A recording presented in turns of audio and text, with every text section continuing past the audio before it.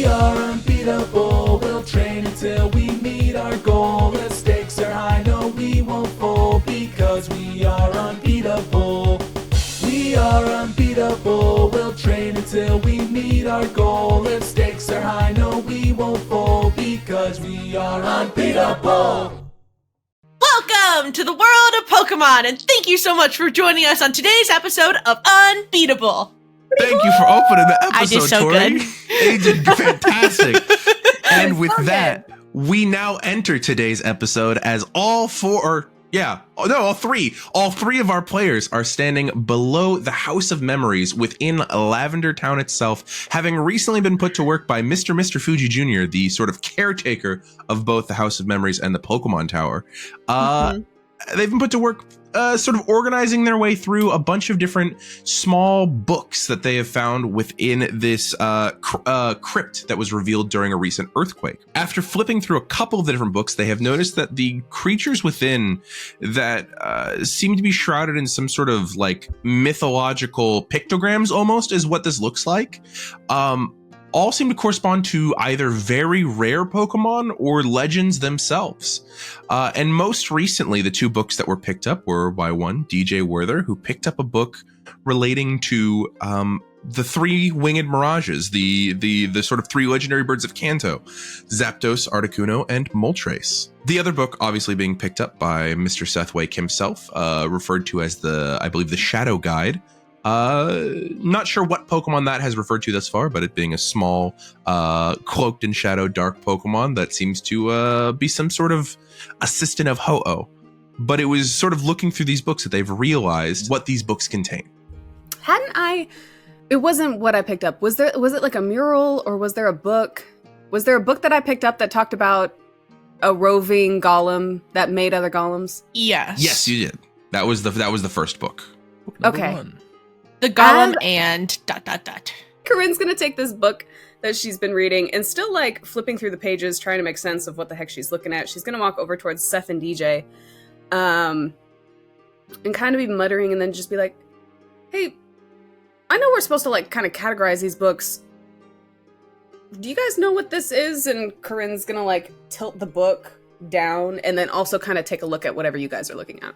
Trying to recall, I think we made checks on this last time, didn't we? Like, yes, we checks. did. You guys were able to figure out all the stuff going from the golems. I have a book on the birds.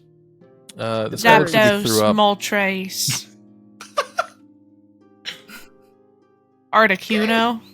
Did you just say this guy looks like he's gonna throw up? Yeah, look at him. He looks just standing there like he threw up something. And he's just kind of like He's- not telling you, but like is telling you in some way. I don't know. He looks weird. But look at how Aleppo, look at me like that. The little sketch that Seth is pointing at is, just this shadowy guide figure, just sort of standing with their arms at their sides, kind of looking off into the mid-distance, going... When DJ sees the picture, do I clock what Pokemon that is? DJ would be the only one here who might, given that DJ is like a bona fide ghost expert. If you want to roll me Ghost Pokemon... and fighting expert. Yeah, if you either want to roll me ghost type spec or Pokelore, go for it. I'm not going to give you an advantage here because you're the only one who actively can make this roll. What is the type spec roll? So the type spec roll is going to be the same knowledge base roll as the Pokelore, but you can add those points instead of the Pokelore points. Okay. Where's education? My teeny tiny D12. Teeny tiny D12. Your pygmy dice. Oh, okay. That's not bad. I was waiting for Torie's dice to betray her and give her a 1 on this. Oh, it would have been great. Don't No, wish that I on did her. good. I rolled an 8. An 8 plus, hold on, 8 plus good. 4, so 12. And then Much do I add my better. badges? You always add your badges. 16. There you go. That's much better. Yeah, you would sort of like looking over at Seth's book where he's pointing at this I flew up Pokemon. You would sort of recognize it after a second because it's sort of like upside down the first time you look at it. And there's that little bit of heart palpitation of recognizing, oh wait, oh, that's that one legendary that I saw on a forum forever ago, people talking about, and I thought was the cutest thing. That is Marshadow, the sort of little guide that assists Ho-Oh. Seth, can I see that? Sure. I feel like what happens is we all just rotate books. I take that one with Yep. Articuno in it. You will have to pry this book from DJ's cold dead hands. Oh my god. She is absorbing as much information as possible. She has great intelligence and education. She is literally just like speed reading this book. Okay. And she starts taking out her notebook. She's jotting down her own notes. You see her take out like highlighters, which you didn't know she had. And she's like highlighting in different colors with little flags sticking out of the pages. Like she's just going ham. In the book? No, in her notebook. In her own Okay. notebook. I was like, in the book that we don't own? Defacing property.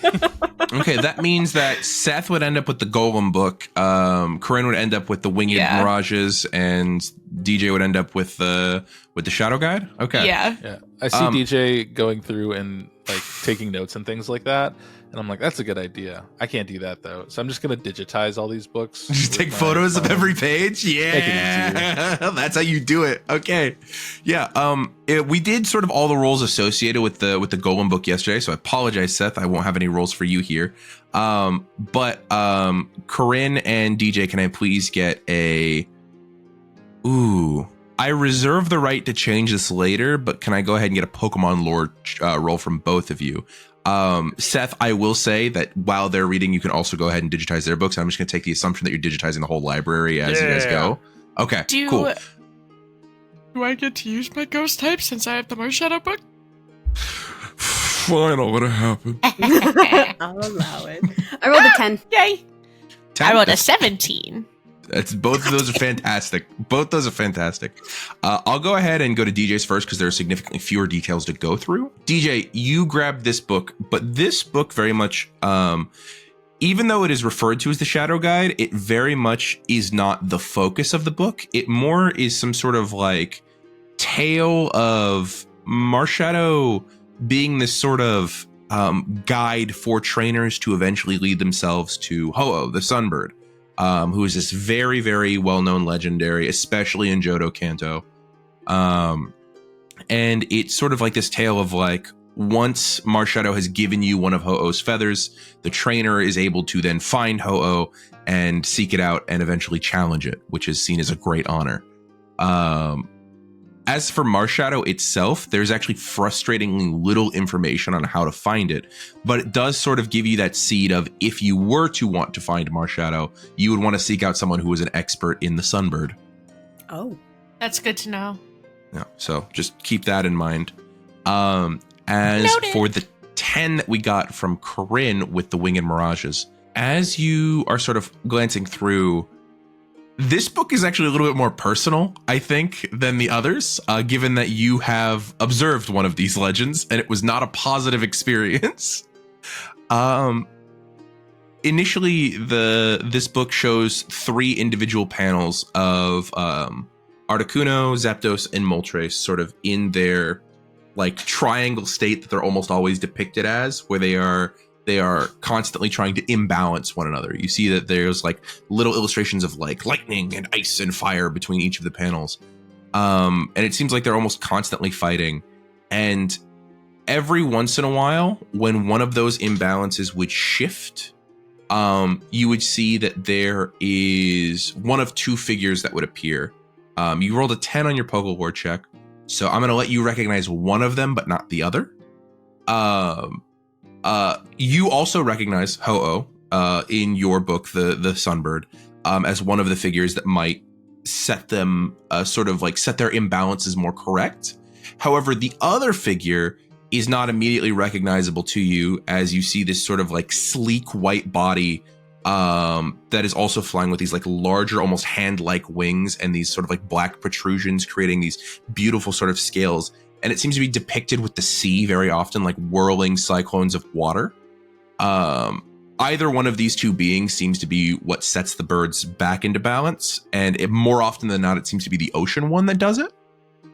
But every time they're set to imbalance, set back into balance, you can see that the 3 birds give up their fighting for a short while, return to roost in one of 3 locations, and then after a set amount of time, will eventually begin to bicker again and then fight again.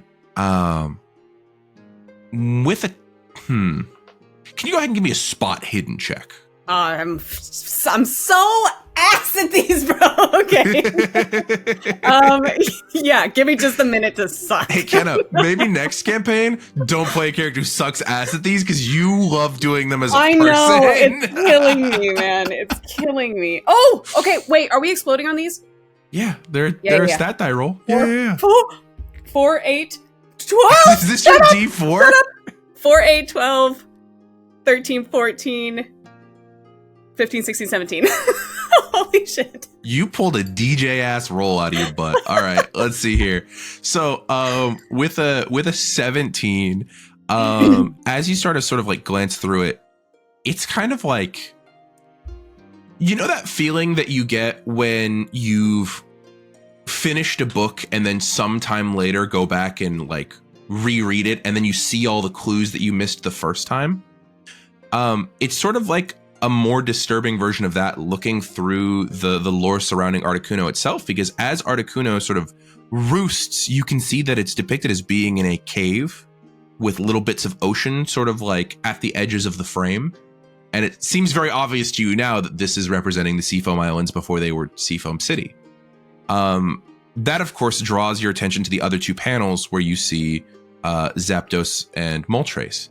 Zapdos itself actually doesn't seem to roost on any sort of like physical location that you recognize until you see just like the very tip of a mountain underneath its claws. Because the more important part is the massive like writhing lightning storm above it. And that leads you to believe that Zapdos is just drawn to wherever lightning is. Whereas Moltres, you can see, is circling some sort of like young volcano with a large array of mountains like all around it, which looks like it would be in some sort of mountain range. Coryne is recognizing that this is like a cycle that happens between the three birds. Mm-hmm. Does the book mention anything that were to happen if this cycle got interrupted? Like if it wasn't able to happen the way it usually happens? There is no information as to that. That is not the fable that is sort of being given to you. Okay. Because these aren't like, you know, like full like a how They're not like compendiums. These aren't almanacs. Yeah, these aren't Yeah. These don't give you, you know, sort of all the information that you want. These are just the fables that represent those with some startlingly accurate details in them. Yeah. Okay. This is like you picked up a series of children's books almost, but the creepy ones that are like kind of very oddly realistic. Seth, as you've very quickly gone and like snapped photos of all the books, I think you would finish up quite a bit quicker than the other two would, because they're like very intensely going into things that you guys have not looked at, whereas like you guys had that whole conversation about the golems last session. Is there anything else that you want to do during this time? Are you wanting to pick another book off the shelf while they're doing this? Are you wanting to investigate the room further? Is there anything that you're wanting to do? Yeah, does it seem like there's more in the room than the books? It's less that there's more in the room. It's more like trying to draw conclusions from maybe who might have put the room together, just in terms of like any sort of details of like how it was built, in terms of how it was used. Sort of Sherlocking your way around the room. If that doesn't feel natural to Seth, then you can easily look through some of the other books, or maybe anything else that comes to mind. Matt's curious as to why that would be important in terms of this, if the books aren't the more important thing. It's just Aaron throwing out offers. Got it. Okay. Yeah, I'll stick with the books. Okay, stick with the books. Check out books. Go ahead and roll me a d20, please. 4. 4. Okay. As you go to like pull the book off the shelf, you can see that this is one of those ones where the ink has sort of bled in every direction because of the way that it's stored, and is unfortunately useless. But the one that's directly next to it, you can see is in much better condition. Book number 3. So unfortunately, that is one that looks pretty awful, but it's pretty easy to pick up one that is not ruined. Okay. Is this book number 3? Book number 3 on the shelf, or of the ones we've book number 4 on the shelf is ruined. Book number 3 is what you're about to read on the shelf. But and when I give it to you, book number 4 that we've looked at. Yes. Looked at so far. Got it. Yeah, and I'll give you guys a table when you're done with this of like the exact positionings of all the books, if you don't want to have to write that down right now, because I have that table prepared. I'm not writing positions. I have it categorized of the contents of every book. Valid. Very cool. and I'm just numbering readable books that we have read 1, 2, 3, Okay. 4, 5. Okay. As you sort of like look through book 3, Seth, can you please give me a Pokelore check? 11. 11. That's pretty good. It's not good enough to know the name of either of these two legends, but Seth being like, because again, legends and their names are sort of like have a complex history in the world of Pokemon of actually knowing them, but knowing the sort of base legend of a Pokemon is more easily attainable. So with this, you see that this book is titled The Eon Twins. And you can see that there is a city that is very obviously, with your knowledge to you, depicted as Alto Mare, which is one of the Johto cities that actually is off the coast. It's a fully surrounded by ocean city. Think Water 7, right? Got it. From One Piece sort of city. And you can see that there are these two figures who are depicted as these like semi like sleek, like conical figures with these sort of like larger protruding rounded arms and these very like triangular shaped heads that are both depicted as flying over the city and very obviously some sort of like protectors of this city. You can see that eventually Alto Mare itself seems to be facing some sort of great wave or tsunami that's coming, and these two twins manage to fly towards that wave, and a small orb of some sort of like colored light that even seems to be almost like watercolored within the book itself, this like beautiful blue and pink and green sort of shifting color appears between the two of them, and the wave disperses, though in the next panel one of those twins is no longer present. Makes you believe there's some sort of sacrifice involved with that, but there are two smaller variations of those twins that are sort of in company of that surviving twin. So it looks like this is a legendary that can proliferate in some way. And I think that's about all the detail that comes off of that specific book. Interesting. Whoa. Yeah.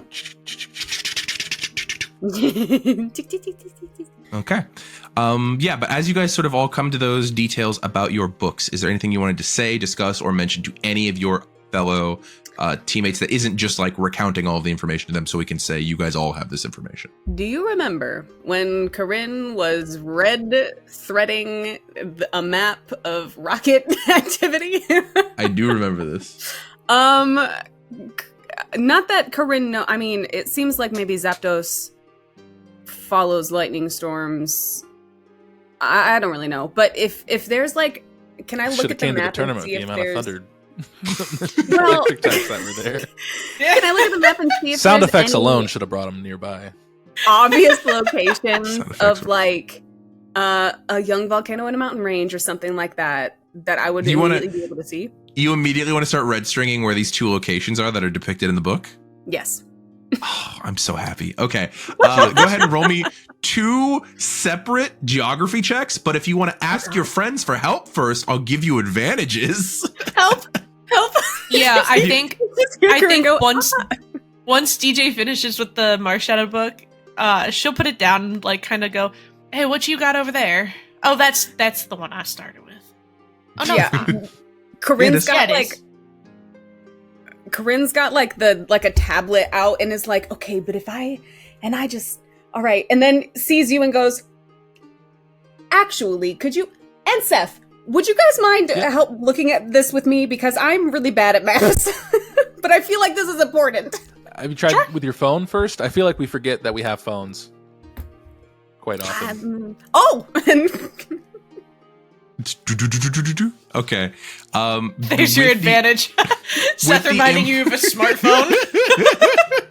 with input from DJ, which by the way, how is DJ helping? Because I know how Seth's helping. Seth's been pointing out like very good advice. What's DJ doing?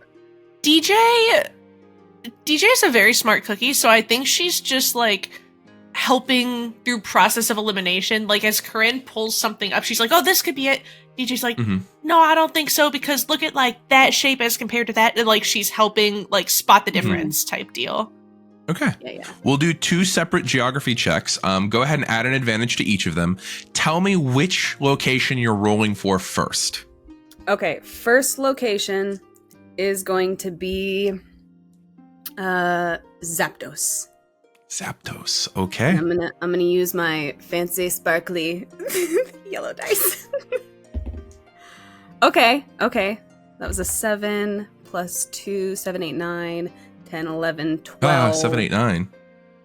12. Horrifying. 12. 7 did 8, 9. Horrifying, spooky cannibalism. With a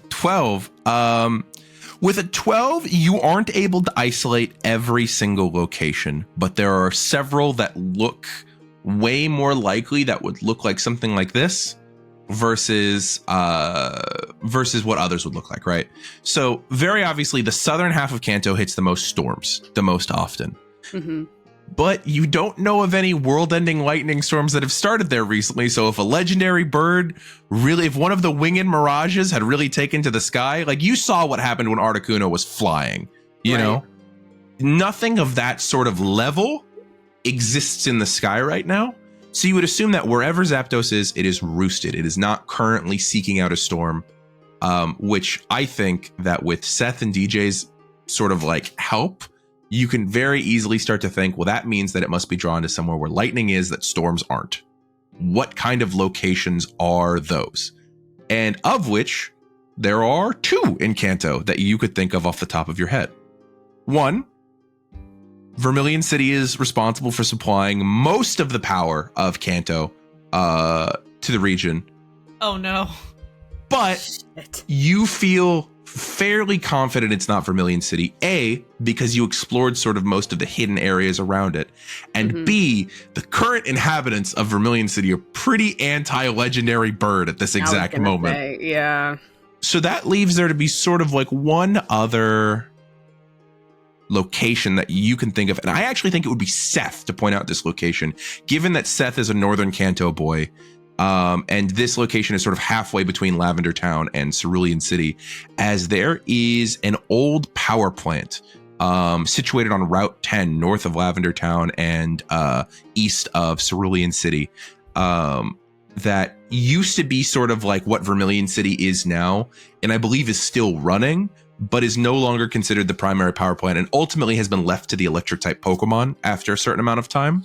That's one of the like things that you have to do with these industrial projects living in the world of Pokemon is every once in a while you have to give one back up to the Pokemon. It's theirs now. Okay. That's funny. But ultimately, given that those are the 2 likely locations, really with the amount of unique experience that you guys have with legendary birds, and Vermilion City specifically, you can kind of narrow it down to probably 1 location. That looks like the old power plant. It looks like the power plant. We should go there now. On my red string map, has there been any rocket activity near that place? Which ones? Oh, don't. Why? I don't know. Blue, I guess. Blue would be normally most of southern Kanto, and you heard about obviously the Gyarados that got stolen south of here on Route 14, but that's about as far as you can think of off the top of your head. Can I check for the Crimson? You know what? Seth is assisting you with this role, and Seth and DJ actually is also North Kanto, so the 2 of them would be able to tell you. Everything north of Saffron is pretty much left alone, if mostly because the people protecting Cerulean City pretty good at their job. God. pretty competent Clearly leaders. not so good in Celadon. No, not even close. Celadon is a hotbed of crime. And that's where Gavin's dad is. Cerulean is the metropolis, and Celadon is just Gotham. Yeah, it's rough, buddy. Big difference. Big difference. Damn. Saffron Star City. Yeah. Okay. Yeah, Saffron is Star City for real. Good.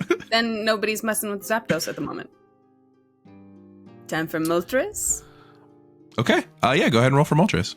Great. Oh, that's not amazing. Oh, we explode on advantages, right? Yeah, you exploded advantages. Yeah, that's great, because I rolled a 1. So 1 plus 4 is 5. Plus 4 is 9. Plus 2 is 9, 10, 11, Seth could never. 12, 13, What Kenna just did twice, Seth could never. Nope. 14. 14. you have significantly less experience with, like, you had very unique experience when it came to Zapdos's rolls, and you were able to get a lot of information out of it because of that. Mhm. With this, all you know is a volcano, mountains. Well, upside, there's only one major mountain range in Kanto Johto, which is the Silver Mountain Range. Mhm. Downside, that range runs the entirety of western and northern Kanto, and you can't think of a single volcano in that range, nor can you find one online. Question. Yep. Would a map of past seismic activity show where potential volcanoes would be? Yes, actually, that would be very helpful, Seth. One of the problems is Kanto, based off of real life Japan, there is a fair amount of locations both off the coast and in the actual mainland where volcanoes are likely to pop up. Specifically with this, it's not like you don't know of I want to rephrase one of the sentences I said earlier. It's not that you don't know of one in the mountain range. You don't know of one particular one in the mountain range that you can narrow down the way you did the power plant. Yeah, the only volcano we've been to is Cinnabar, but that's like detached. And that blew up. The whole top of that mountain came off. Dang. That's unfortunate. How would we even find a young volcano? What do we do? Just fly over the entire mountain range? How long would that take? Corinne just kind of starts talking out loud. Why are we trying to find a volcano? Not that we're trying to find it. I mean, but just wondering where it's at. If it's if it seems like from what that book was saying, out of all the Pokemon that seem to kind of stop them, it's not the birds. Interesting. I mean, I know that this is, and Corinne points at the page, I know that this is Ho-Oh. I don't know what this one is. Yeah, can we take a look? What's this Pokemon? Okay. Similar to how Pokemon? Marshadow was something that only Torie could roll for, only Corinne or Seth could roll for this, and Corinne did roll for it. So Why can't Seth, I roll for it? because you don't have type spec water Oh yeah, that's fair. or type spec psychic. Seth, if you would like to use your type spec points for an education roll, I would be happy for you to do that. Okay. Oh yeah. That'd be 13. 13 is pretty good. All right. 13, Seth would reckon, I mean, it's too higher than what you rolled. But Seth, you would be able to recognize, again, not sort of the name, but the legend of that is very much the Guardian of the Sea. That is sort of one of two Pokemon that were associated with Ecruteak City all the way over in Johto. This Pokemon is to the ocean what Ho-Oh is to the sun. Like many sort of legendary pairs, they are mirrors of one another. And from what you can recall, there actually used to be a place of research within that city over in Ecruteak in Johto. But it was a tower that burnt down some time ago. Other than that Pokemon's legends are very heavily associated with whirlpools and the ocean. It has been associated with sort of all kinds of different island locations between the Orange Islands and the Sevi Islands and the whirlpools off of the west coast of Johto. This is one of those Pokemon that, while it is very heavily associated with Kanto Johto, it can sort of exist anywhere in the ocean around them. And you'd be hard pressed to find more locational detail than that. In terms of other facts, it really only appears in relation to either Ho-Oh or the Winged Mirages. Okay, so maybe we do find a volcano, depending. One or the other. One of these options could probably find the thing, but it'd probably be the best chance of stopping the birds. And I'd rather try and find one stronger than that bird than two equally as big and strong bird for that. Because just because we find them doesn't mean they're going to help us. And that's just going to cause more chaos, I think. So yeah, I was more worried about the fact that Articuno seems to have been captured by some bad guys, and if more bad guys get the other two, I'm worried about that. Do you think That's the true. Elite Four in the gym, does everybody know this? probably not. Given these books are in a damp and dusty basement, in somewhere called the House of Memories, in the middle of the least traveled and least funded city in the entire region. They might actually. My money's on no. You're making some points right now. I see the point. my money's on probably not. But I don't think it's. I don't know. I imagine someone ought to know. Someone had to put these books here. Right. Did Mr. Fuji Jr. say who put these here? He just said No. they. Vague they. Does he I know? hate when people just say vague. To I don't know. recount the His information father you were probably given. knew. Yeah, so to recount the information you were given last session, the House of Memories was built before Mr. Fuji Jr.'s time of taking over sort of the Pokemon Tower and the House of Memories, because that was when they were attempting to sort of convert the Pokemon Tower into the Kanto radio tower. That would have been probably like 15 to 17 years ago. At that time, the late Mr. Fuji would have still been in charge, his father. I Interesting. don't think he has like blueprints he's or the one that did notes Mhm. explaining his process. But we could look in these books and see if there are any other weird little guy Pokemon that could potentially stop. Like, oh, Flippo the like apocalypse ending Pokemon that might help us. Corinne's eyes get really wide and is like, that's a thing. Could be. Let's find out. Okay. And he's gonna look for another book. Okay, go ahead and roll me See what we d20. can find. Hey, 6. 6. I just go Okay. down the- So you go down the list. Shuffle 6, you find another ruined book, but directly next to it at book 7. So basically the way this works is anytime one of you rolls, I'm just going to take you to the closest book that has information in it. Nice. You find one titled Flibble Floop. The Shut up. Distraction. Shut up! Don't do that to me! Oh my god. That's pretty cool. Sorry, Seth is him. When he says words, I just have to put them in the game. Corinne's like, what? Yeah. No, but the book you find is actually entitled The Voice of the Forest. And what number can you was please- that? Sorry. This is book number 7. Book number 6 having been Okay. ruined. But can you please roll me a Pokemon lore check? And also the other two of you, if you want to roll me some d20s, I'll Yeah. start getting your stuff ready as well. Yes. 25. 25. Okay.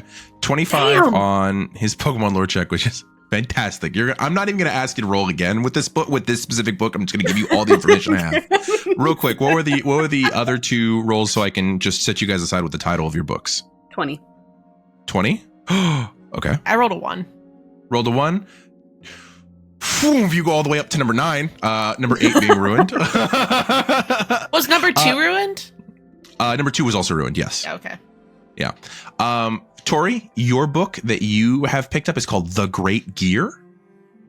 And Coryne, yours is referred to as The 108 Souls.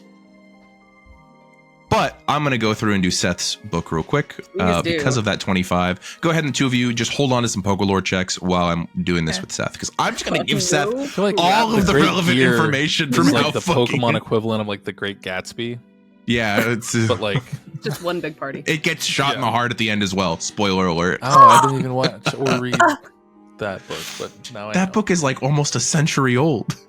Yeah, it's still used a lot in education. That's true. It's true. I would have thought that everybody else had Speaking of to hear in education. English class. No.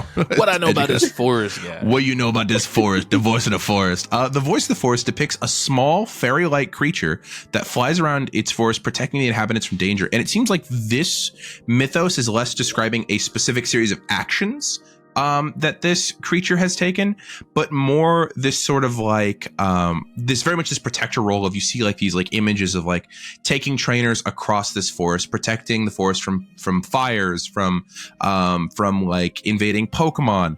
However, there are two things that you note off the bat just because.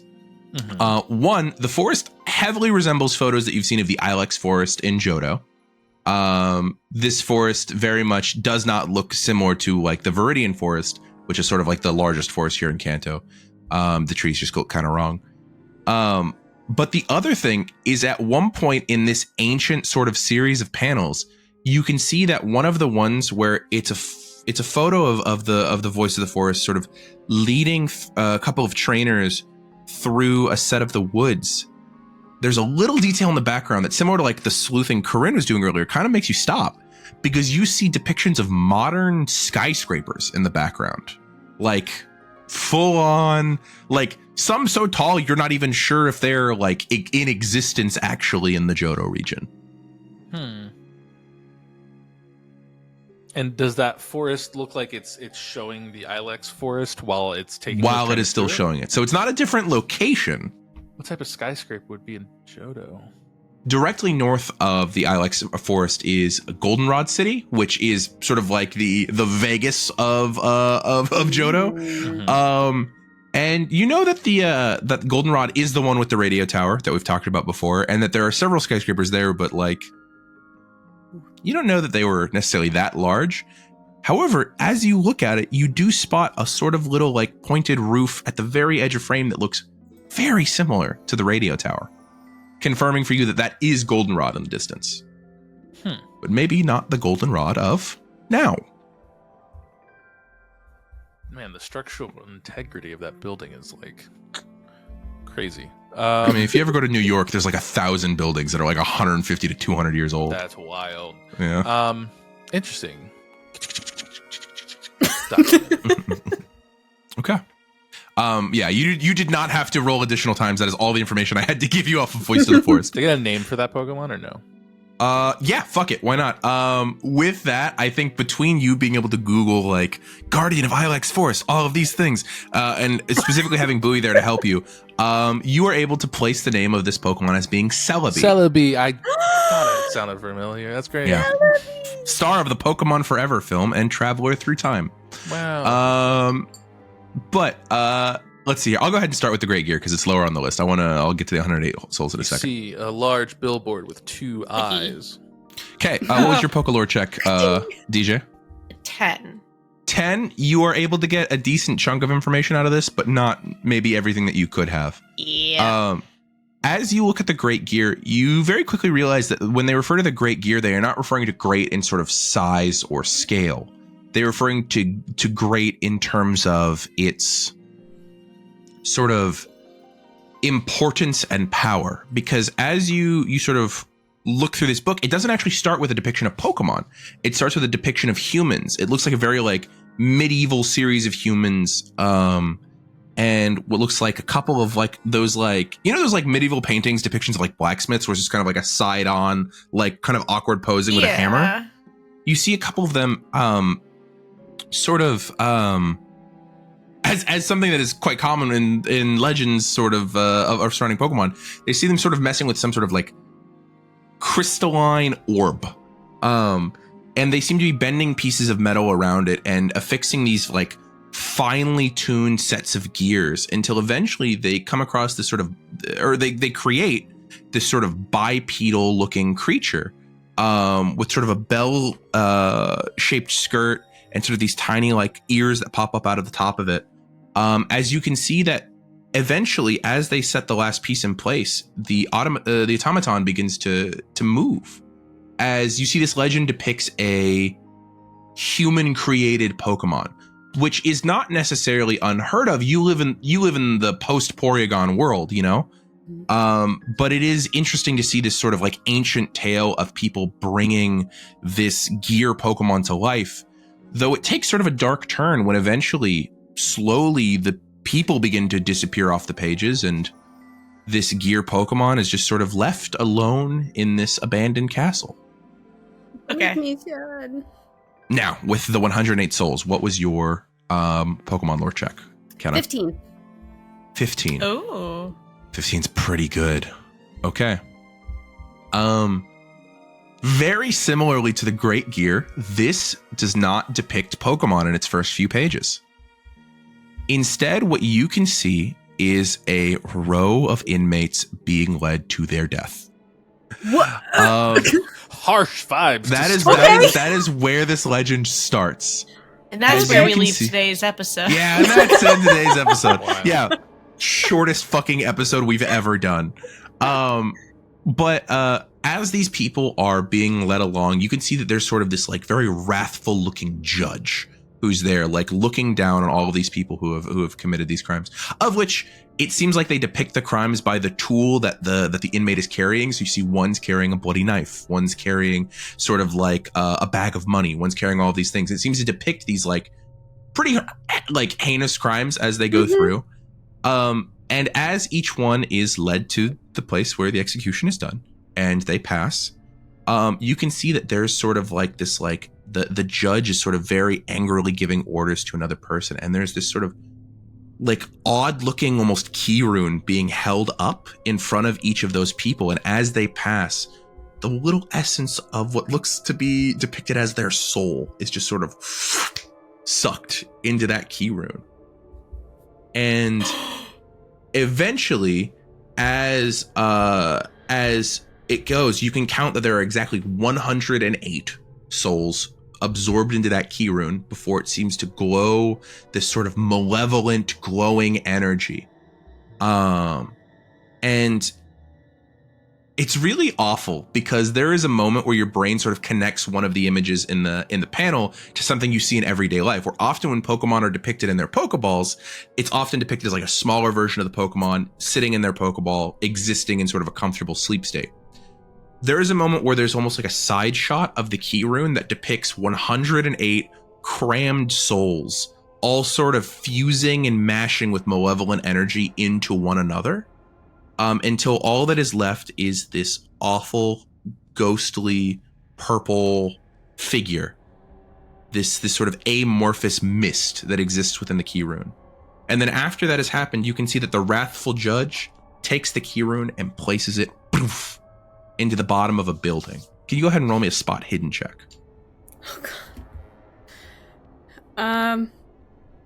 And it's in the room with us now. Would it be It's right behind you. Everybody else is reading their own books. You could probably distract me. I knew half the stuff in this book. Yeah. I was gonna say, could I ask for help? In order to do that, roll me just a straight intelligence check real quick. No, it's so bad. Okay. I'm trying to see if this would even proc you enough to ask you for help. 5. Okay. It's a very simple roll. That'll be fine. Because it was just whether or not the building itself would make you curious. Because as you look at the building, there's just something that you can't quite place about it that's a little off. Mm-hmm. So you can ask others for help now. Go for it. Okay, sure. If anybody's been watching Coryne as Corinne's reading this particular book, Coryne is usually very like, stand up tall, sit up straight, shoulders back, chin high, whatever. As Corinne's reading this book, Coryne is just slowly like collapsing in on the book and like eyes, like eyebrows furrowed up, looks extremely worried. And at one point just kind of stops and goes, "Guys, can you come and look at this picture of this building? I don't know what this is." Sure. Close my Celebi book that I knew everything of. Set it to the side. What's up, Coryne? Okay. And then I'll give like a brief synopsis of everything that I've just flipped through, and then I'll be like, they killed a bunch of people. Horrifying, I know. But do you see where it's kind of putting the thing in the building? Do you recognize?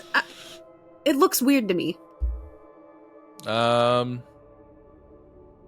out my phone. Take a picture. What? Look at DJ? As someone very interested in Lasagna? Lavender Town. That's Lasagna. Lasagna. Yeah, I'm playing Garfield now. As someone very interested in Lavender Town, does it look like, I think I would be cross-referencing, since it's a spooky book, with the buildings in Lavender Town. It doesn't immediately look like any specific building in Lavender Town, but you pointing out your morbid fascination with the history of Lavender Town, I would say would be enough to grant Coryne the advantage, and you'll see why if Coryne rolls properly. Coryne, take an advantage. Roll me, instead of a spot hidden check, a human history check. Oh, yes! Yes! I have the best friends on the planet! Okay. This is mostly due to Seth's Googling and DJ's history knowledge. So thank them for the change of role. Okay, so that's a 9 on my education die, and then I rolled a 4 on my advantage. Hang on, everybody. Okay. 14, 15, 16, 17, 18, 19. Okay. Oh my god! With a 19, between the three of you, between DJ's sort of vague memories, because this doesn't depict a specific building in Lavender Town, and between sort of Seth's Googling, you see that an ancient creepy sort building, of... dead prisoner, rock? Question mark? Yeah. No. So as creepy you do building, this, dead prisoner, stone? No, that's not it. Creepy Stone? building, ghost... Weird. Am I there? Question mark. Pin you hear location it from the corner. you do it, Bowie. You do it. You did. And it's like, no, you're doing great. Yeah. See, I tried that one. It didn't work. But as you guys are there, between the three of you, you're able to figure out that the depiction of the building there is very much the sort of stereotypical depiction of a sepulcher, crypt, or mausoleum in sort of ancient history. It looks like, based off of this legend and some other information that you're able to find, this legend is not a legend. This is not a legendary Pokemon. This is just an extremely rare Pokemon that I feel like there would have been a fair amount of mythos about, given its morbid nature. As there's a lot more information about this online. This is a Pokemon known as a Spiritomb. This is a Pokemon born of 108 souls, that some of them may have been good, some of them may have been evil, but all that is left is a malicious little fucker in a key rune. And very often these key runes were sort of used in the construction of these crypts and these funeral homes as a punishment to the Pokemon itself, as to the souls that it used to be. There is sort of that immediate sort of quarter mile that way, there is a sepulcher. Maybe. You're not sure. I'm not Googling sepulcher. Just Google Edgar Allan Poe. It'll come up in the first like 5 words, I promise. I gotta spell sepulcher. I don't think I've ever heard that word. Oh, really? You guys didn't have to like read like all the like creepy stuff that Edgar Allan Poe wrote about like his cousin? I think I've read it, but I've never said it out it. loud. Valid. Honestly, I can't wait for the armchair English majors in the comments to come at me for my pronunciation. How are you spelling it? P-U-L-C Aaron. C-H-R-E. I don't remember how to spell it off the top of my I don't It's remember. S-E-P-S-E-P-U-L-C-H-R-E. R-E. I knew there was an R-E in there, but didn't know R-E. It looks like it could be spelled both ways, E-R and R-E. Yeah, it looks like European versus French. American. Monument. Just use monument. A small room or monument cut into stone, a rock, or built in stone in which a dead person is laid or buried. So the so tower a would contain mausoleum. many. Yeah. So Yeah. he said that. Equally annoyingly, like the equally amount of syllables annoying word to say. Yeah, Mausoleum. I was sorry. I was equating in my head. That wasn't a chastising you. I was like, that word is just as bad as sepulcher. Sorry. That was just for me to make sense. You're good. I do that shit all the time. You're fine. Coryne looks a little green in the face. Yeah, that's a dark one to land on. Okay. Coryne is like out loud. I didn't know that. I didn't know that was a thing and that happened. Okay. Well, I mean, hey, if it's right there, we could ask Mr. Fuji Jr. if he knows of a sepulcher. That's a new word for me. And he could crypt. Point us out to, I don't know if he has one lying around. We could check it out. I mean, probably, right? This is Lavender Town. If it would be anywhere, it would be. You're not going to find this in Saffron City. I'll tell you that. Yeah. I will say you guys did have to do a fair amount of research to even hear like what the Pokemon's name was with it, because it is such a rare Pokemon, because atrocities had to take place for that Pokemon to be born. So it is one of those things where even if there's only so many locations where one might seek one out, not only are they known for their malicious nature, extremely powerful and very rare, to the point where you wouldn't be surprised if there was one in the sort of Pokemon Tower that nobody would have potentially gone after it if it was there. Makes sense. You guys also do have a planned tour of the tower in like a couple hours. Yeah, we'll walk by it. We'll see if he's in the neighborhood. Yes, Coryne, I see a hand raised. Are there any forums online of anybody that has captured a Spiritomb and what their experience has been with it? I'm going to double check something, but I believe that there's only one notable Spiritomb in the Pokemon world. I'll double check that though. One notable or one known? One known. As far as I'm aware of that, is publicly known and it can be easily looked up. Yeah, there is How is he not one considered trainer. a legendary? Sorry. Because it doesn't it isn't associated with a singular legend and is known to be a Pokemon that exists outside of like being some sort of divinity. Because remember, legendaries are called that because they are legends, they are divinities, they are Pokemon that control the elements. Godlike. They are godlike in both their worship and their existence. Spiritomb, we know what made those. That was us. We did that. Yeah, there is one. There is See one a stamp on the bottom of Spiritomb that says "Made in Kanto." No, worse, it says "Made in Johto." Like they had to transport it in Kanto from another place. There is one known Spiritomb that you can think of off the top of your head, and that belongs. And I'm so sad Birdie isn't here for this. To Sinnoh's current champion, Cynthia. Morbid. Brax. Cynthia for president. Cynthia for president. Are there pictures of Cynthia with it? Cynthia has used it in official battles, though never against challengers who were not at least of Elite Four level. Oh shit, okay. I'm gonna look for more books. We're almost through all the books, actually. So,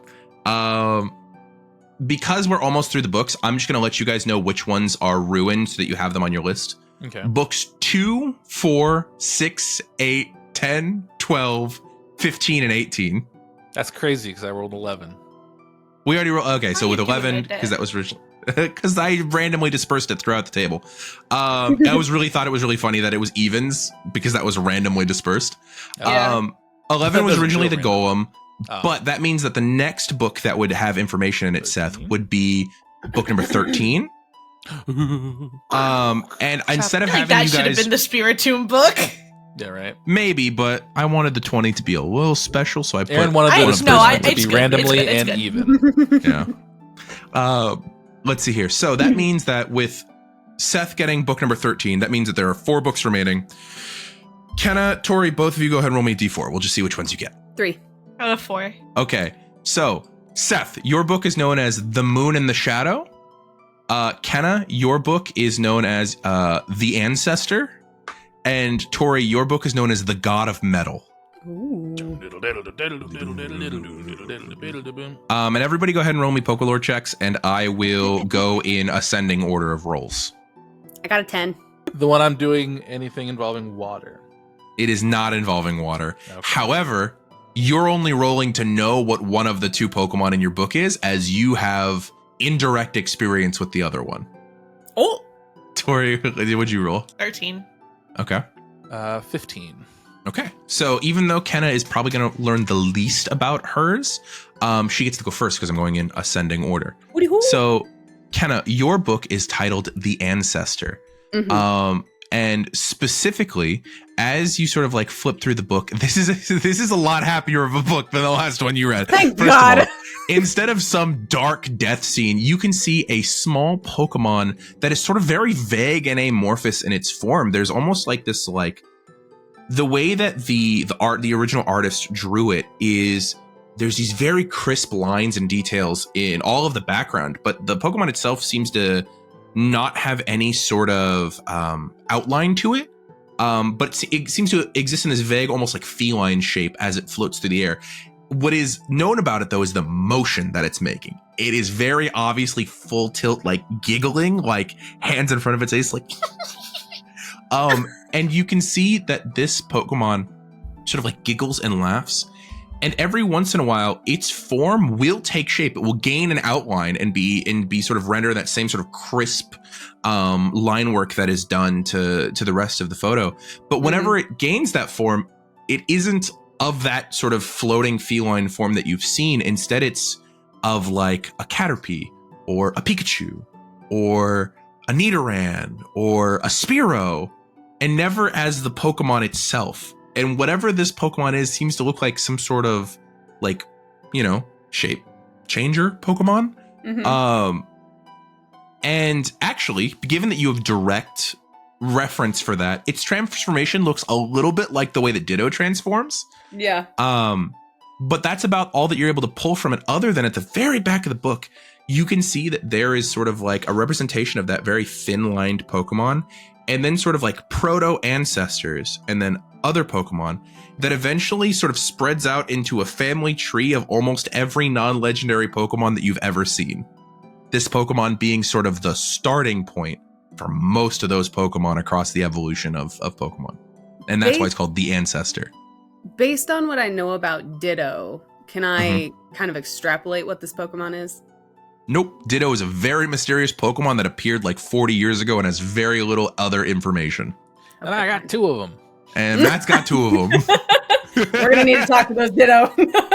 Yeah, Ditto itself, pretty weird Pokemon, didn't exist till like 40 years ago. Nobody knows why. Okay. Interesting. Yeah. Interesting. All right. Yeah. Okay. Then let's see here. I believe the next up would be the 13, which is the God of Metal. Very cool. With the God of Metal, Aaron's pulling up where the fuck he put this in his notes. Great gear. Okay, here we go. God of Metal. You can see that there is what is depicted as an ancient city. Not one that looks particularly identifiable to specifically Kanto Johto. It seems like probably one of those like either made up for legend cities or something that is based in a region that is not here that you're not able to place with a 13. Sure. But you can see that small cracks begin to appear in the ground surrounding the town, and you can see these tiny little like blobs of metal pop up out of the ground. And like the way they're depicted, it's like maybe like a couple inches tall, sort of blobs of metal. And they're sort of like, again, this sort of amorphous Pokemon, but the top of it, it's kind of weird to you because it looks like a giant hex nut. It's what its head looks like. And you can see these tiny little Pokemon, and they all sort of like converge on the town. And as they converge, one starts to bond with another, and bond with another, and bond with another, and it becomes like concerningly large, like upsettingly large. As very quickly these Pokemon, they sort of take on this like larger form of this, like similar to the golem that we saw earlier, of like this sort of like hulking, like inhuman, unalive form of liquid metal with these like large hex nut fists and like this giant hex nut head. And you can see that like as the townspeople gather on it, there's like a fair amount of fear. And then it will see one of the people holding a scythe, and its hand will into the form of a metal scythe, and it'll drop it to the ground. And then you could see the villagers slowly like walk up, like displaying tools to this Pokemon, and it's able to seemingly create metal out of nothing. And very quickly, there's this legend of this sort of Pokemon like being depicted as like very quickly this like god of this town. Basically, these people begin to worship this Pokemon for giving it these tools. And very similar to the Great Gear, eventually the people are no longer in the photo, and this Pokemon is just left wherever it may be. So that was what you get with 13. With the 15, I believe that was the Moon and the Shadow. Remember when I said you only have to roll for one of these Pokemon, Seth? That's because the other one that is being depicted is a purple moon-shaped Pokemon that you did research into after your friend Gavin told him about the crime that his father committed of capturing a legendary Pokemon. Oh. Well, dang. Yeah, as you see the purple crescent moon-shaped form of Cresselia on one page directly mirror to this sort of like disturbingly humanoid, darkness-enshrouded Pokemon that's depicted as having like one eye like not shrouded in darkness and this plume of white over the top of it. As with a 15, you're able to place the name because it's a like children's like nursery rhyme. I'm not making one up on the spot before anyone asks me to. I'm not doing it. Come on. But it is the source What about of many. after anyone asks you to? Would you do it then? Probably not then either. I'll leave that to Oh. Matt. If I roll really high. But it is the source of many children's and nursery rhymes, as the sort of bringer of nightmares, Darkrai, is depicted there. And with the information that you have now, you sort of like start glancing through the book of the Moon and the Shadow, and it shows like it depicts Darkrai as this like wholly evil figure, which is not something that is often done in like Pokemon Legends. I think the only one that we've seen thus far that's actually been depicted as like malicious was Spiritomb for obvious reasons. But it is depicting Darkrai as a sort of like wholly evil figure that is like born of shadows and nightmares, that goes to the children and the people and the Pokemon of the world and sort of like feeds off of their nightmares and influences more out of them. And then Cresselia as this Pokemon who follows behind it, and you can see little like feathers dropping off of Cresselia, and every time one lands on a person, they are restored to a normal dreaming state. And you see sort of this like cyclical nature of the art of Darkrai creating a nightmare and then Cresselia removing it over and over and over again. Yeah, so if someone were to have nightmares, a cure would be a feather from Cresselia. Yeah. Interesting. Yeah. Should we find this thing and maybe that'll help it with Gavin's dad? If Cresselia is still captured by his dad? Because I'm sure one's missing the other. I mean, I'm And that can help sure too. all we have to do is ask around for who's having Again, I the say this most like it's an easy thing to find the creator of nightmares. That's not horrific nightmares. Well, that's my thing. really possible. And if Gavin's dad has Cresselia, is there no cure for those then? This is one of those times where the DM would like to give you like more information, but he has no more to give you. Just letting you guys know if you have more questions to give me about it. It's the nursery rhyme. That would have explained more. Yeah, with nursery rhyme. Thanks, Aaron. Jeez. That's what we need in this moment. Okay, interesting. Word. I will pause my thinking at that point, but we thought of more and had more answers in the game for real, guys. Trust us. At that point in time. Next book. There's only one left actually at this point. Next as book. you look at Last book. as you guys look at the books, the last book number 16. Bowie, this is you. Oh shit! I'm What was stupid. 14? I apologize. 14. I totally marked off in my brain because we talked about those two Pokemon that were in 14, but we did not actually go over their book. Good catch. This is Torie, why for I'm writing writing that it down. Because you were so curious, I will give Seth 16 and you 14, and Coryne, you will be floating to assist them in any rules that might come up. I'm waiting. Actually, I'm going to say the titles of both books, and then Coryne, you can tell me which one you want to assist their I Pokelore would check. like a point of Fabulous. inspiration. The titles of the two books of 14 is The Tower Guardians, and of 16 is The Rage of the Sun.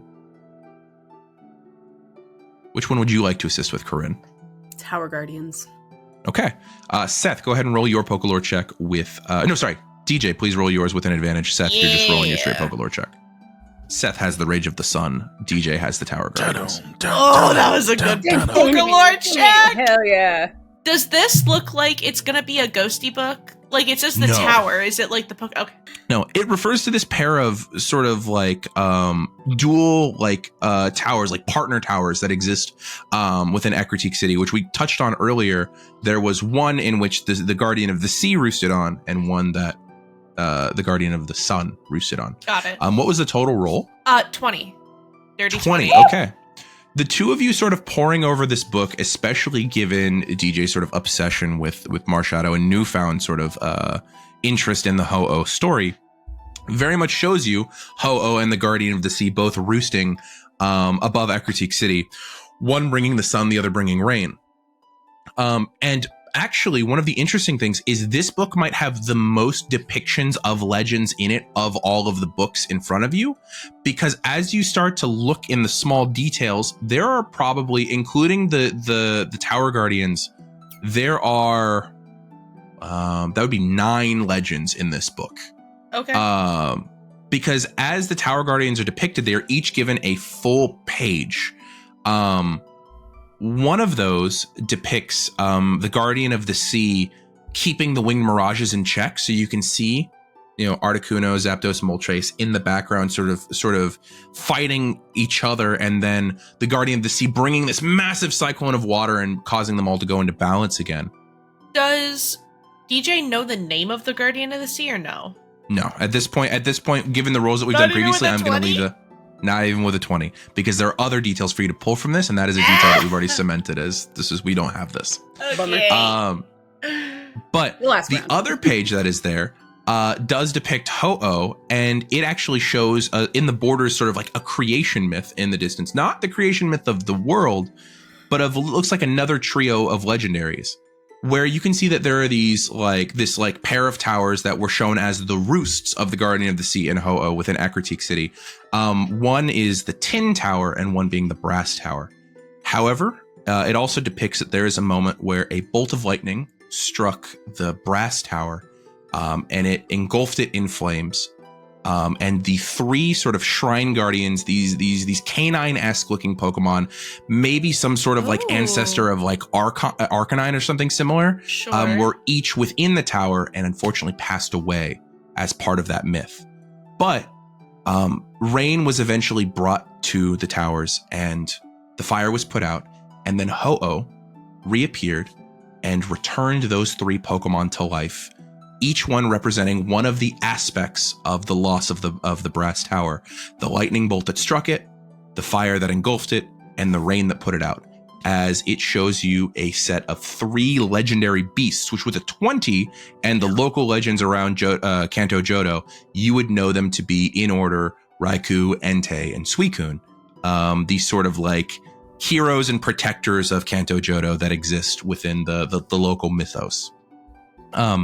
And for the keen-eyed of you, at one point in Ho-Oh's depiction, there is a small I flew up energy shadow, clutching onto its back, riding as it's flying, as you can also see the form of Marshadow. That's why I said there are the Hanging most on amount of its wing. legendaries in this book. Yeah, just kind of chilling. Just kind of vibing. That's why he flew up. That's why he goes, ooh, too much. Altitude Equasic. sickness. Oh, yeah. Sickness. But that is the information that is available for you to find within that book.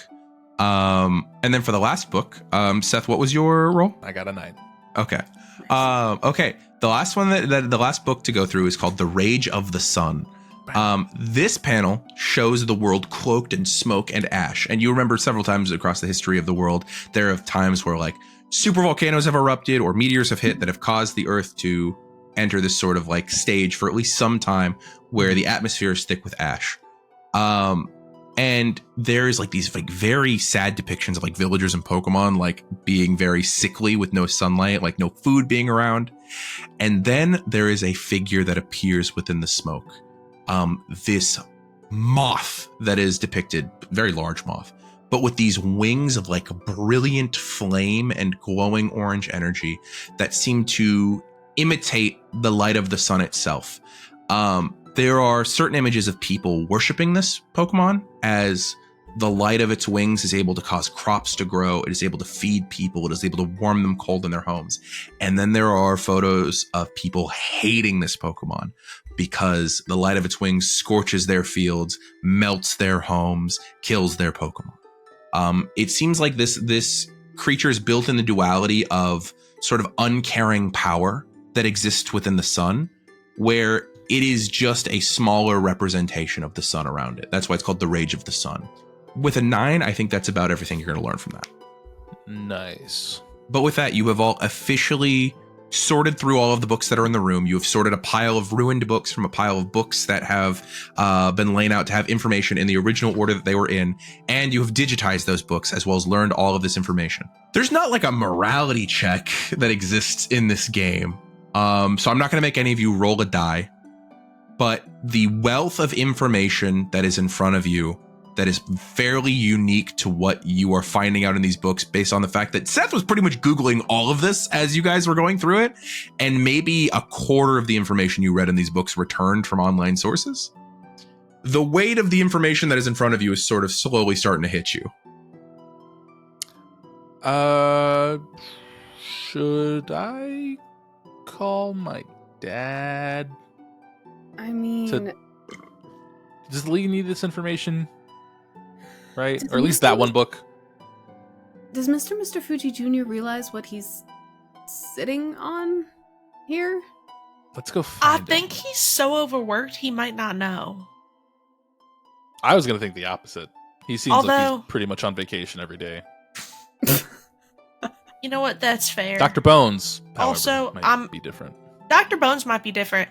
I also have little to no trust in the ethics of the older generation who supposedly love their Pokemon. So perhaps Coryne kind of like he knows. side-eyes you.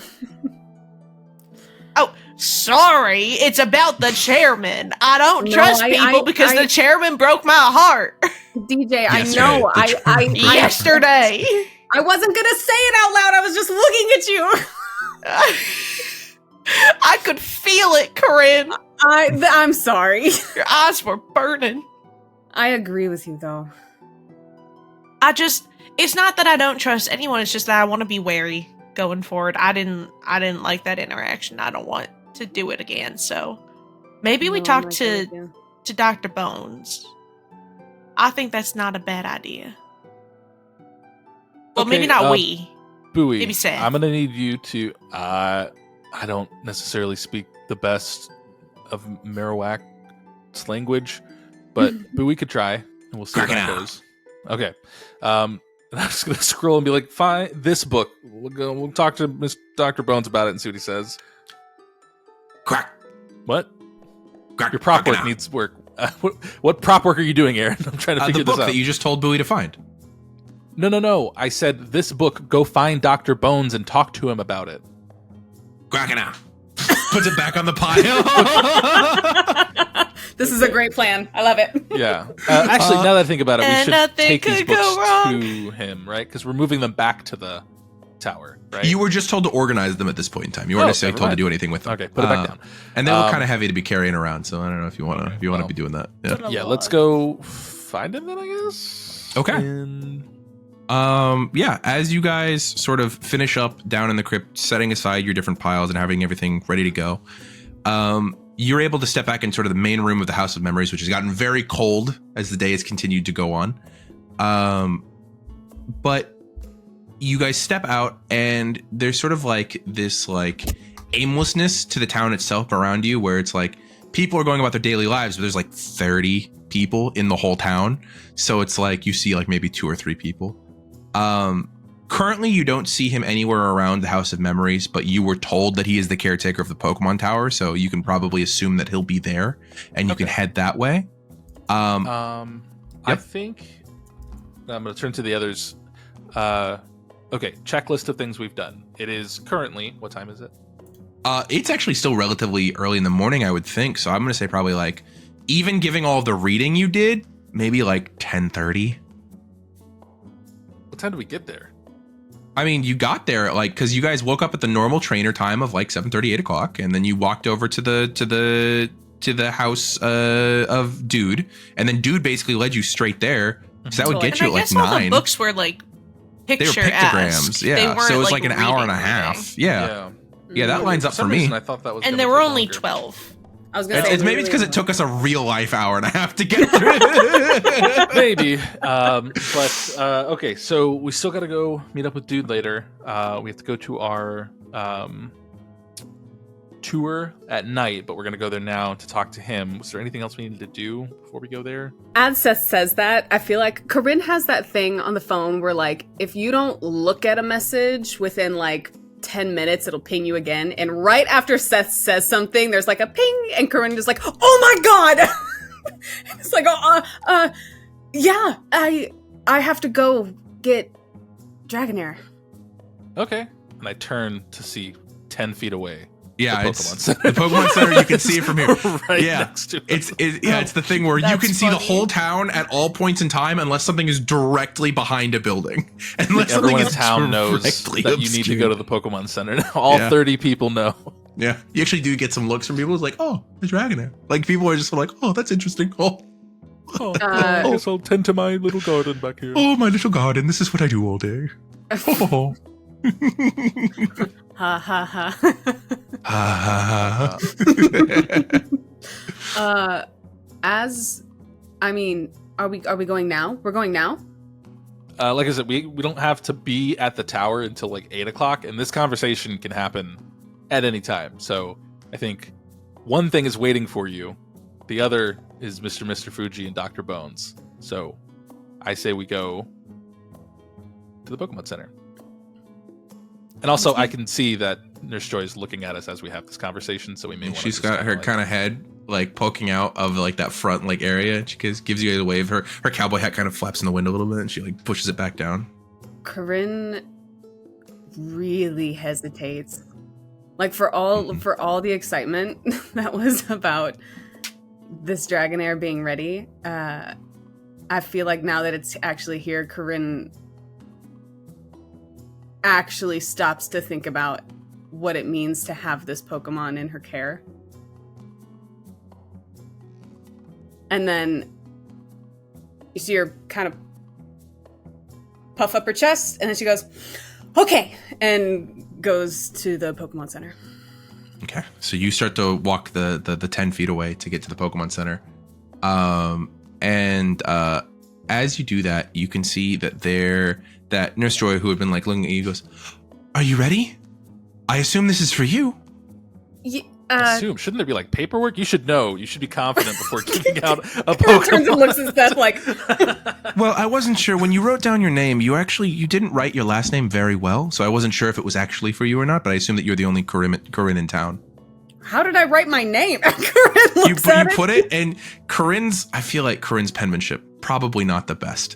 Because Coryne has medical training, and everyone knows medical training removes your ability to write your name. Everyone knows that. It's just a fact of life. Yeah. And you look, it's like Coryne is what it looks like it's written. Coryne Window. That doesn't sound right, but I guess it could work. Coryne visually. slides the paperwork way to the side. Wimbledon. Coryne No. Wimby. It's weird. Wimby. Really? Wimby. It's fucking windy. That is me. That is for me. Yes, I'm Coryne Willows. Nice to meet you. Okay. Well, the paperwork has been mostly filled out. You just need to sign your name here, and then I can turn over this Pokeball to your care. Okay. And like- you can, yeah. It's like okay. It like he sort of like gives the side eye to Seth and DJ, and sort of like slowly pushes the paperwork closer to Coryne. Like, hey, come fucking You sign just the signed thing. your name as Window again. Windows a second time. Calm down. It's okay. Fine. It's fine. Everything's fine. Yeah, so I go ahead and I sign my name. That's Corinne's worry. is Warren Wimdo. Yeah, okay. You sign the release, and you are handed over a small league certified basic red Pokeball that this Pokemon has been moved into. And it's handed to you. And for all of the fear and all of the everything, there is no more pomp and circumstance than that. You are simply holding a little spherical metal object. I say hello, and then I clip it to my belt. Okay. You do so, and that is the end of that interaction. Nurse Joy waves you guys goodbye. Real quick, as you guys are going through, the two of you that are not distracted by gaining another member of your team, can the two of you guys just roll me like a general intelligence check? Oh, you know I can. Just because like the intelligence is the die for sort of like Hell picking up yeah. on your surroundings, noticing things, changes your environment. It's that sort of roll. That's a 6, unless I can add cooking. Let him cook. Let him cook. It's okay. I'm adding your and DJ's rolls together. So what did DJ get? A 17. Okay, so 23 between the two of you. Oh, I did that great. that you equally contributed to. You guys equally together got a 17 23. plus 6? Equal. Yeah, that's exactly. Yeah, that's yeah. really You good. equally contributed. Yeah, it was great. That's Torie, fair. Torie, If anything, Seth is like the ultimate advantage. Carries a That's little bit too great. much. Hard. Hard carry, Torie. As you guys kind of walk out, you do note that you remember how I mentioned that there were a series of like reserved tags on each of the rooms. Room number 2, it no longer has a reserve tag on it. That's all I was pointing out to you guys. It seems like more members of that expedition have sort of appeared. Oh. Interesting. Yeah. You guys don't currently see either the grumpy looking dude or Diane out, nor do you see any of the other people. But with that, you guys can head over to the Pokemon Tower if you want. If you guys would like to just say you pass time like in the day so that you don't have to try and role play the like hours between things you're trying to do, we can do that. If you want to have that interaction well before you do your tour or right before you do your tour, like I'm happy with whatever you guys want to choose. I would give Coryne as much time as we need to just kind of fool around for a little bit. But eventually I think DJ's gonna approach and just say, I know that it's probably not my place. But if you're stressed out about bringing out your Dragonair for the first time, I'm happy to be there as support. My family does Pokemon rehabilitation for a living. I grew up doing it. And so if you need an extra set of helping hands, I'm happy to help. And I'm sure Seth would offer the same. I probably might not visually be in their line of sight immediately, but if you want to be, you I'll can. be there. The last time I was, it wasn't good for them. I'm just saying, if you want the backup, we got you. You don't have to do it alone. Here. I appreciate that a lot. Yeah, is it coming across bad? I'm really I didn't even think about it, but now that I It's think not. about it and it's here. It's not that it's bad. It's just it's a stressful thing. It's all right. Well, I mean, I don't know how much you know about this Dragonair. Did I tell you about what happened with it? Yes. Yes. It was a dark and stormy Yes. 12 o'clock palette. I reckon you did. Detective Pikachu could be heard in the back. I'm just worried that I'm not even worried about like what am I worried about? I'm worried that I'm gonna freak it out and that I'm gonna like trigger it, and that because I'm my face is one of the last things technically Myrtle's face was one of the anyway, before it kind of got knocked out and then sent to the rehabilitation. So I'm just nervous about that. But what should counter your Alright. nervousness is that you're a good trainer. And You're very all good of your trainer. Pokemon know that you treat it well.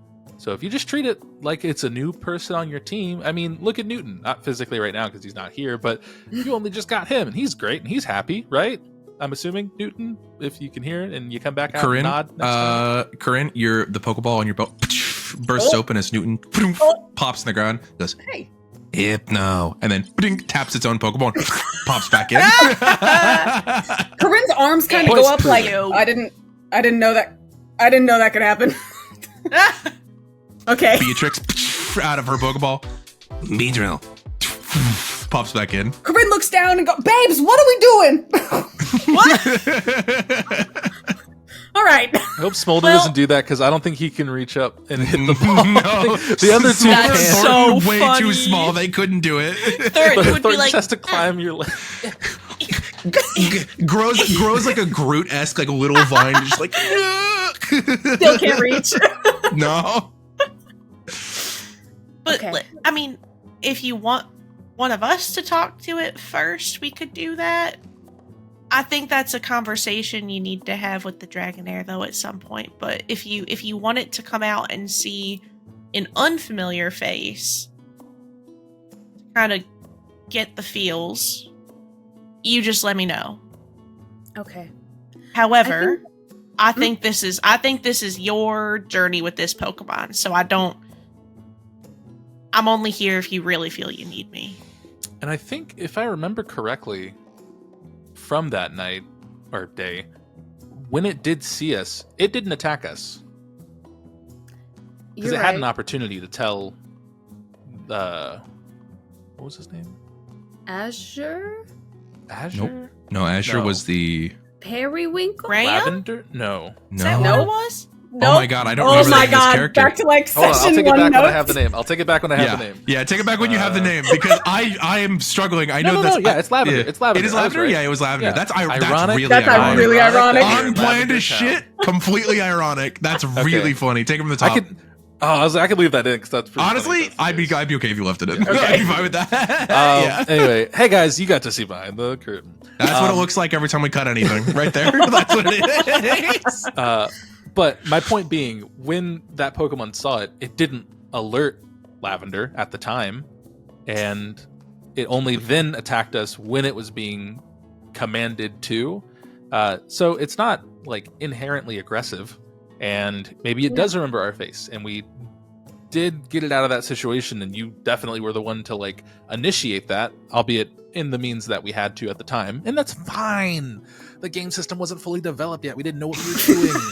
But I think true. it was the tipping point that helped free him. So Okay. I think it's for the best. I think you should trust yourself and trust your Pokemon now that it is yours. You see Coryne take like a deep breath for the first time since she got this Pokeball and is like, okay. Thanks, guys. That was actually really helpful. I think if you see me zone out during the day, just know that I'm thinking about how I want to approach that conversation, and I'll let you guys know if I need your help. Open field, no corners. You're good. When I zone out during the day, I usually think about what I'm having for dinner that night. Heard. What Seth's are we having for cooking dinner? up. I go to the shop. we will More worry about grilled it. We're not It role is- playing the it is grocery 1 store o'clock. a second time in 3 Come episodes. We're not on. doing it. I will say, Kenna, it does occur to me that I'm going to go ahead and send you the stat sheet for this Pokemon, because given that you own its Pokeball now, you would be able to look at its Pokedex entry if you scan its Pokeball. Oh, and I'd be So I will walking and reading. So I will give this to you because there is, 4 if you counts of criminal roll me a embezzlement. Pokemon handling check, please, as Even you read tax through its evasion? notes. Pokemon handling. Maybe that's part of the embezzlement. Okay. Yep. Okay. Hmm. Shut the fuck up. You were the No only one was talking. saying anything. You were the you were only it. one. You were it. No, guys, I just rolled 2 8s. 8, 16. What's 16 plus 7? 23? 23. 24, 25, Probably. 26, 27, Take the word for it. 28. Okay, with the 28, this is going to be a lot baby. less interactive than I thought it was going to be. I'm just going to tell you what the fuck you notice. Okay. Hey. Can you please open up the sheet for Hellfang for me real quick, please? For this Dragonair. Okay, I'm in it. As you sort of glance through your Pokedex and look through the notes attached to Holy shit. this Pokemon, you'll note that your Dragonair, your is a loose word at the moment, the Dragonair that is in your care, seems to be significantly more built for sort of combat than would normally be of these Pokemon.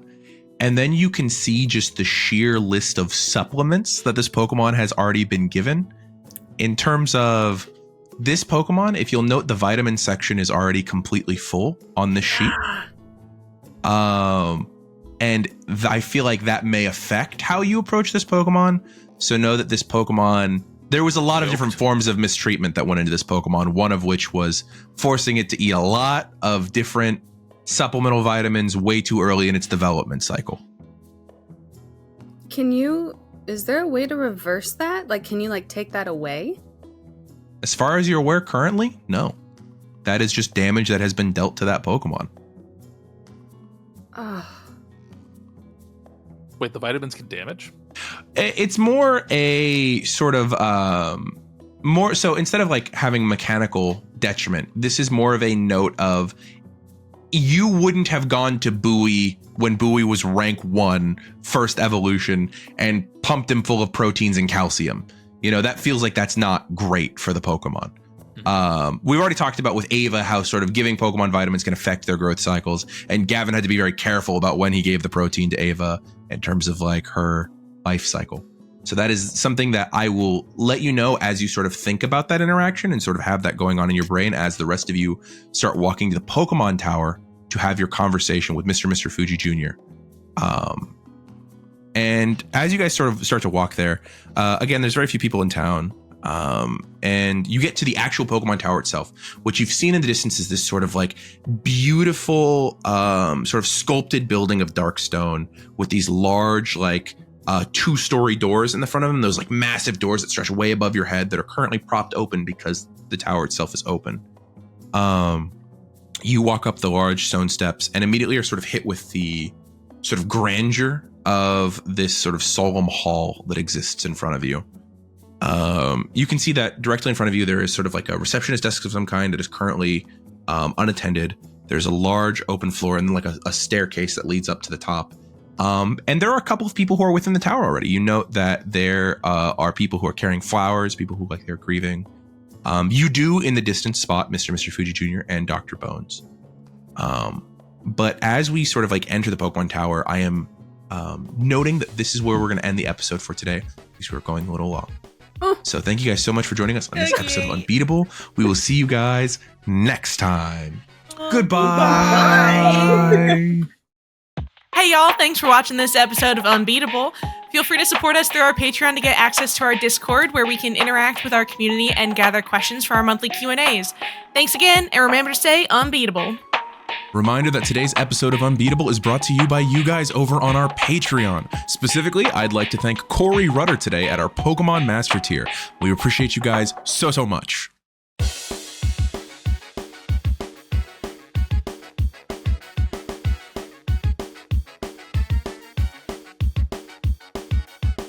I am unbeatable. I'll train until I meet my goal. If stakes are high, no, I won't fold because I am unbeatable.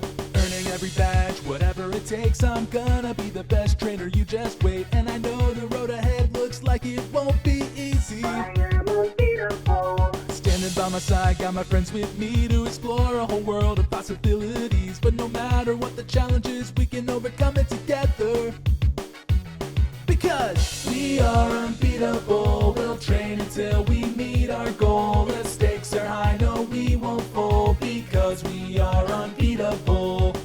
We are unbeatable, we'll train until we meet our goal. If stakes are high, no, we won't fold because we are unbeatable.